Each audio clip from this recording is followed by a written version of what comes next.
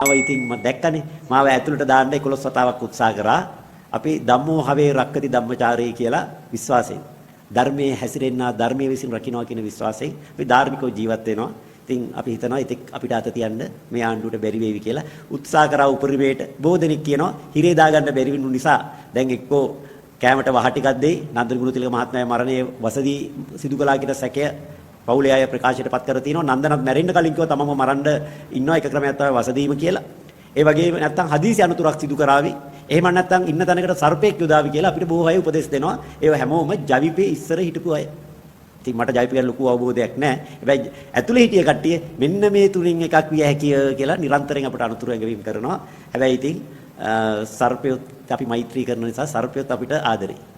ඉතින් වසවිසක් මේ දක්වා දුයිලා වැඩ කරේ නැතුව වෙන්න පුළුවන්. තාම නම් පරපිටි. ඒ කාලේ දාපු සද්ද හැටියට නම් මේ වෙනකොට මේ මිනිමරුන් කලායි කියන අයව කුදලගෙන ගිහලා. මොකද ලිපිගොනු අතේ තියන් කතා කරේ. සාක්ෂි සියල්ලම තියෙනවා ඇතුළට දාන්න විතරයි තින්නේ. ඇයි අත්අඩංගුවට ගන්නෙ නැත්තේ කියලා තමයි ප්‍රශ්න කරේ.